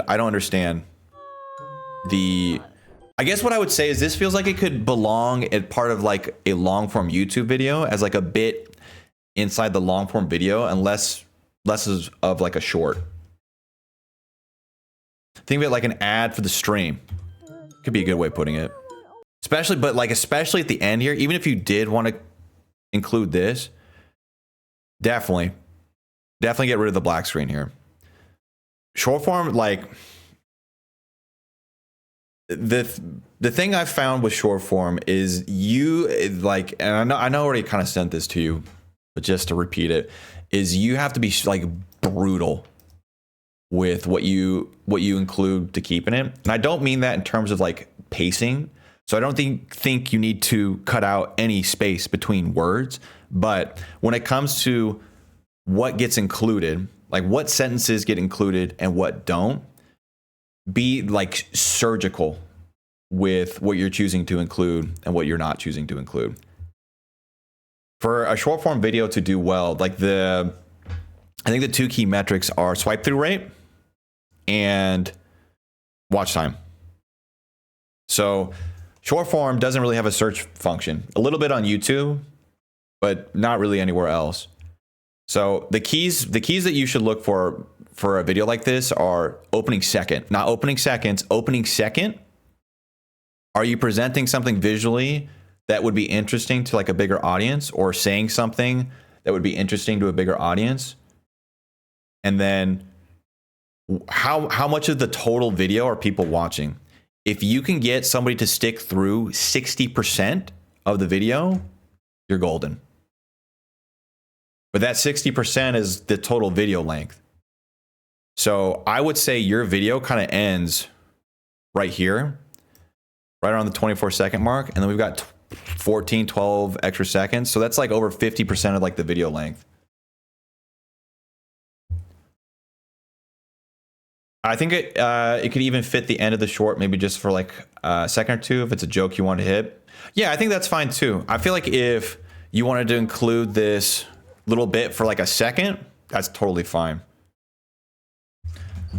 Are you guys having good luck with short form? Bring traffic to your long form. We've not been doing short form and are wondering if we are missing out. I tend to think of short form as like bonus content.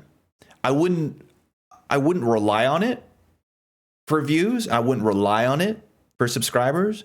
But if you have an opportunity to post shorts, great. Like, why not?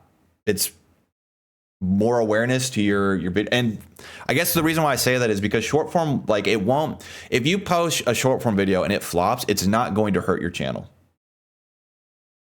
It's not all of a sudden going to detract people from clicking on your channel. It's just not. It's like they're almost like separate entities. So there's very rarely a correlation between short form growth and long form growth, which also means that if you post a lot of short form videos, and I'm sure you guys have seen this, like there's people who post on TikTok or YouTube Shorts exclusively that have massive subscriber counts. But when they go to post a long form video, those suckers eat dirt and they get, like 100 views, 50 views, right? I've actually talked to Kevin about it. For his con, at least for what it's worth, it's done little to nothing for growth.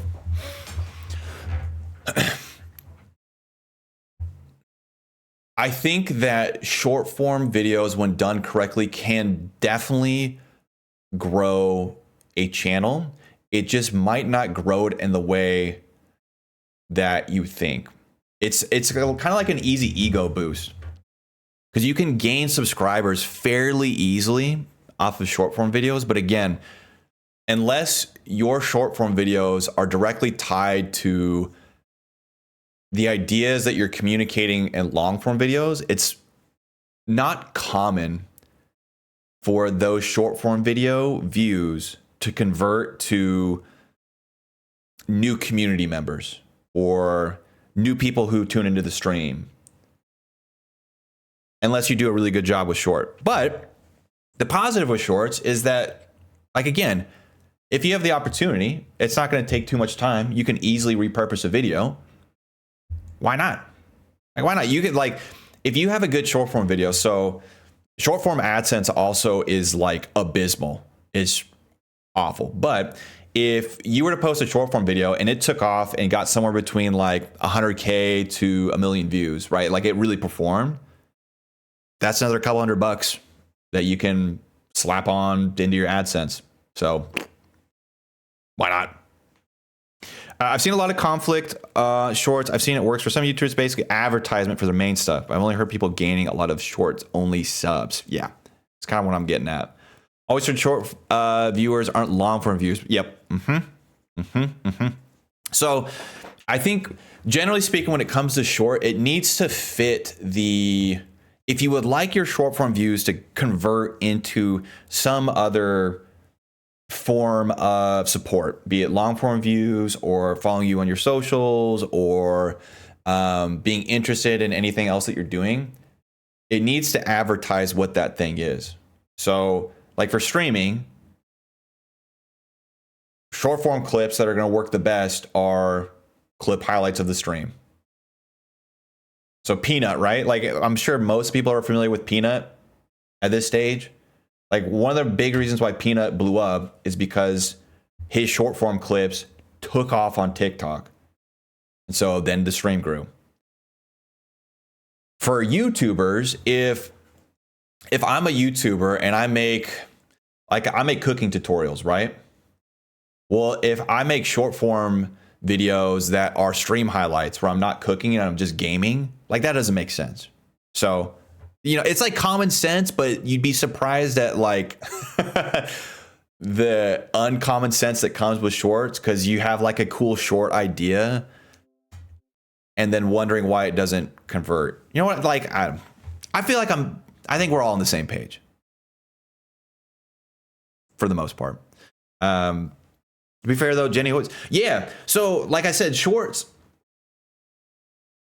When I started, I had a period of time where I edited exclusively shorts. So I only did TikTok videos for some Call of Duty creators, and that's how they made a living. They didn't post long form videos. They only did, well, they would try, but they would only post short form content. And so it would be like 1 to 2 videos a day on TikTok, and they made really good money. So it's there. It's just like, you know, it's a priorities thing. What do you think is more important? Do you think improving your long form videos is more important or shorts? So Axter, I still think for the captions, man, this is just a Brandon personal preference. I tend to avoid doing colored captions unless it's to highlight a specific word. So I would stick with like a white caption, and then when you want to highlight a word, go to like a solid pink. Or if you like the gradient look, the other thing you can do with a look like this, get rid of the black border and add a very, very, very soft glow to it. So nothing that looks cheap, but just add a little soft glow. And what that'll do is not only brighten it, but it'll kind of blend the gradient a little bit more. Really? Huh. Okay. Well, I mean, if she likes it a certain way, she likes it a certain way. So yeah, but that's personally what I would do. You could probably also go a little softer on the pop motion, because it looks like you go from like 0 to 1 on every one. You went out of your way to find this so you could bait me with it, because it's actually real, and you didn't bait me with fake. You went out of your way to find this so you could bait me with it, because it's actually real, and you didn't bait me with fake information.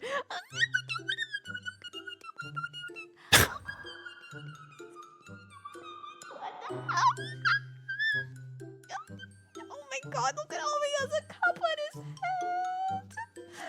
Oh, there's a donut. Oh.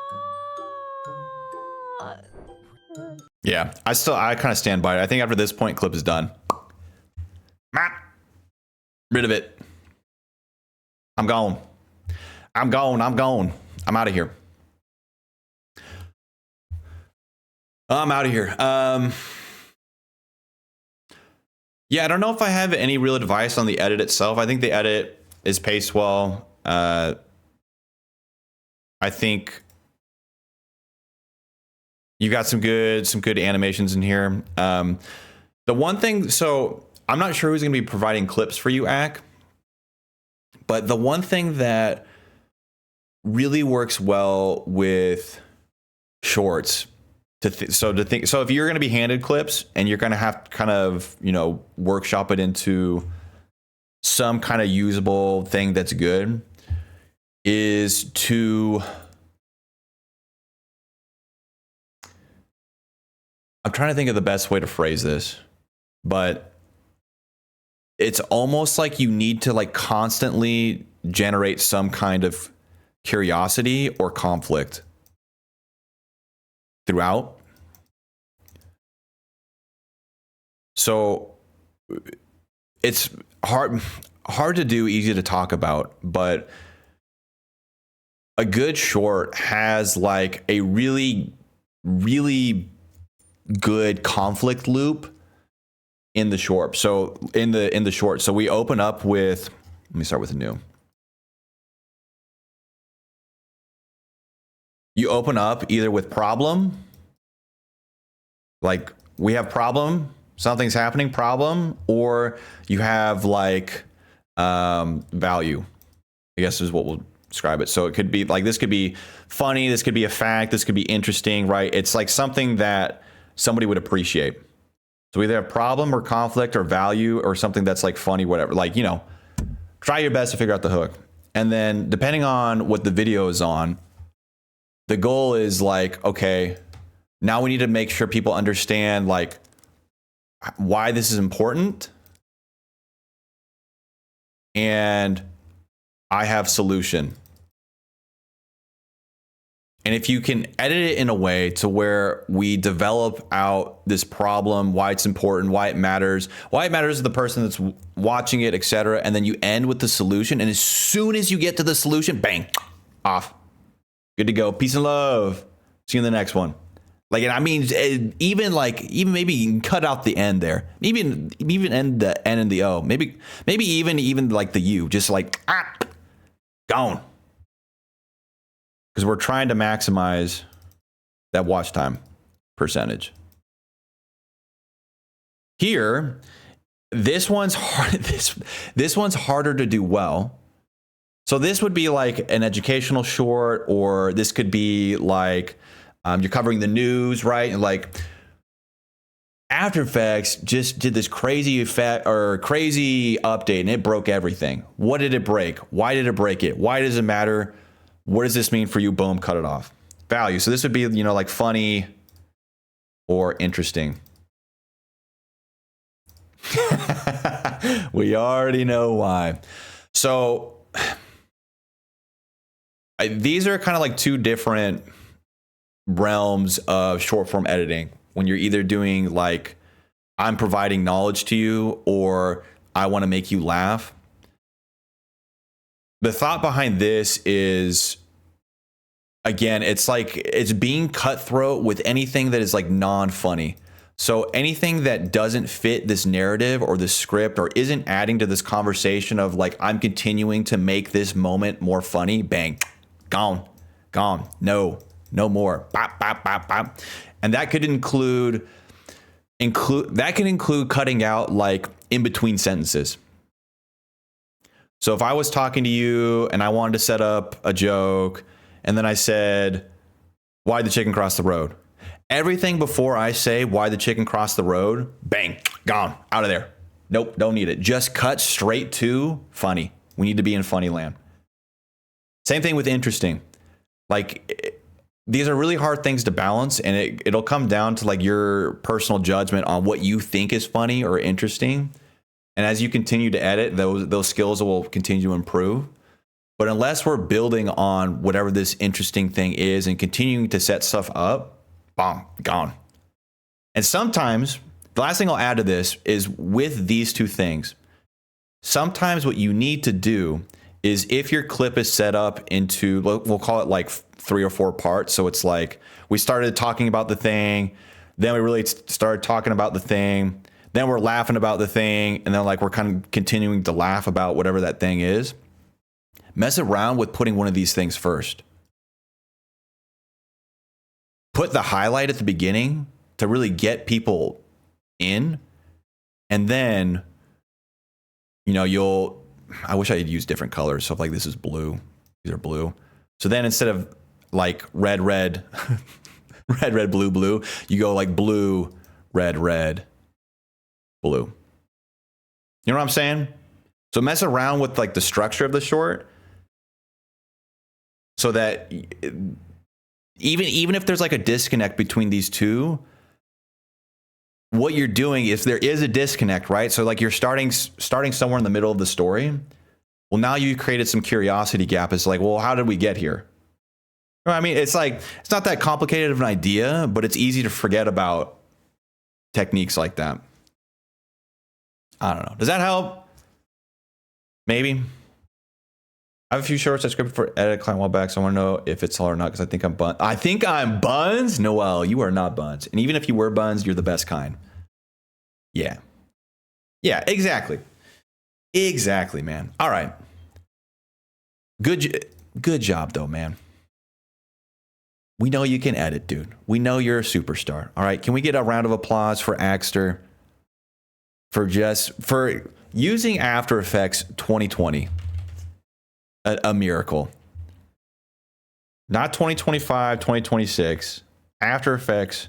Just play the sound effect. Thank you.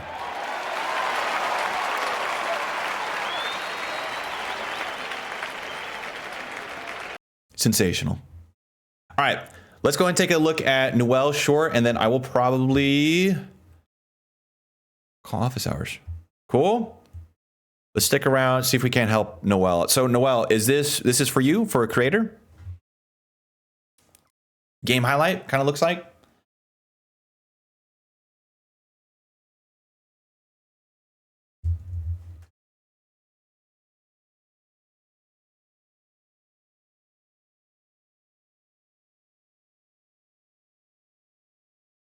For someone, it's review. Okay, perfect. Short form is so different. It's a whole different universe. I think short form in particular, compared to all the other mediums like YouTube documentaries, long form, talking head, music videos, AMVs, whatever, like short form in particular, man, it's a scary place to be in. All right, so this is for Noel. It's for somebody, and it's a review. There's another Anomaly game in store, and this is your ticket to say you found it first. One Last Clip is a phenomenal addition to the Anomaly genre, dropping you inside a haunted movie theater. Okay, this time it's warranted. As you enter each room, you're forced to watch a Disney-inspired animation that changes ever so slightly each showing. From clocks to planes to chimneys, you'd probably need glasses by the time you're done. But the best part is, as with every Anomaly game, the events that happen between each room is to die for. Haunted movie posters, deranged rabbits, they even throw you in space. Oh no. Continue to surprise me, and if you're a movie nerd, I know what you did last summer. It might surprise you too. This only solidifies that the anomaly searching genre is here to stay, and I can't wait for the next game to shock me again. Go in, spot the difference, and go home. Right there, Just don't die. Noel, I would say as a watcher, that's where I would scroll. Would be Genre is here to stay, and I right here. That's probably what can't wait for the would have next game scrolled. to shock me again. Go in, spot the difference, and go home. Just don't die to any cartoons on the way out. Fire. What do you guys think? There's another anomaly. Thoughts? Comments, questions, This concerns? is your ticket to say you Would you have sticked around and watched with given the opening seconds? phenomenal addition to the anomaly genre. Were the moments that you felt like worked? Haunted movie theater. Okay, this time it's warranted. As you enter each room, you're forced to watch a Disney-inspired animation that I could watch the whole thing? From Dang, that's premium gas. I don't think he's even watched one of my videos. The best part is, as with every anomaly game, the events that happen between each room is to die for. Haunted movie posters. I think for me, the one thing I would suggest, I think this would be a really good example of what we just talked about when it comes to restructuring the video. Throw you another anomaly game in store, and this is The opening seconds to me do feel a little bit like a pitch of, hey, check out this new game that I'm talking about. And then I'd probably look in the bottom left corner and see like, okay, is this guy sponsored by this thing or not? You know what I mean? So there's a moment in here, it might take a second to get there. One Last Clip is a phenomenal addition to the anomaly genre, dropping you inside a haunted movie theater. Okay, this time it's warranted. As you enter each room, you're forced to watch a Disney. I think this section, to me, is the most interesting thing you include in here. The Disney-inspired animation that changes on each playthrough. that is such a cool, unique idea. And I don't, you know, I'm not somebody who's familiar with this genre. So for me, that's something that sounds super interesting. So I'm almost curious if you start with something like this. Inspired animation that changes ever so slightly each showing. From clocks to planes to chimneys, you'd probably need glasses by the time you're done. And then after you say you probably need glasses by the time you're done, then you go to one last clip is a phenomenal, and then you describe the game. And then you continue to go on to the video. I don't know, what do you like? In my head, that's where my mind goes for something like this. Because I'm trying to think of how exactly can I get somebody into a video like this. I think short form in particular, compared to long form, is a place where you really want to avoid having like intros and introductions. Sometimes with long forms, it's good to have like a little preface of, hey guys, you know, this is what we're going to watch today. Want to let you know it's going to be a good video. These are the things we're going to talk about. It's great. So stick around, whatever, you know, or you have like your opening shot. With short form, anytime you feel the need to introduce what you're about to talk about, it's normally an opportunity for somebody to go, oop, nah. You're asking me to think? Nah. Nah. I'd rather just watch some cat get shot out of a cannon. Next. Ah. Oh, there's a dog laying on the porch. Let's see what the dog does. You know what I'm saying? So like, those are your competition when you're doing short form videos. It's you're mixed in with like sports highlights, cooking highlights, like you know, like just brain rot stuff. So when you ask somebody to use their noggin and like turn on their thinking thing, and like you're really asking them to get engaged with your video, it's a really good opportunity for somebody to go like, oh, nah, I'm good. I would agree. I would leave with the Disney. I like the ending with the fist, but I would shorten it by like the 15 seconds. Brandis, yeah, okay.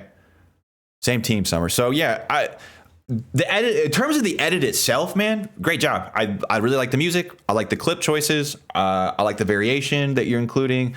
Yeah, I like that you're going full screen for a lot of this and then showing the creator here and there. Like in terms of like how you actually made the video, and you did a great job. But in terms of the actual strategy of the video, just something to think about is how can we get somebody in right away? Okay, this time it's warranted. As you enter each room, you're forced to watch a Disney-inspired. I do like the captions as well. I like this font. Showing. From clocks to planes to chimneys, you'd probably need glasses by the time. And yeah, like this segment in here to me is so strong, where you tell somebody something really interesting and then you demonstrate what that interesting thing is. Slightly each showing. From clocks to planes to chimneys. With the sound effects, super good. You probably need glasses by the time you're done. But the best part is, as with every Anomaly game, the events that happen between. Yeah, really great work. Can we get a round of applause for Noel?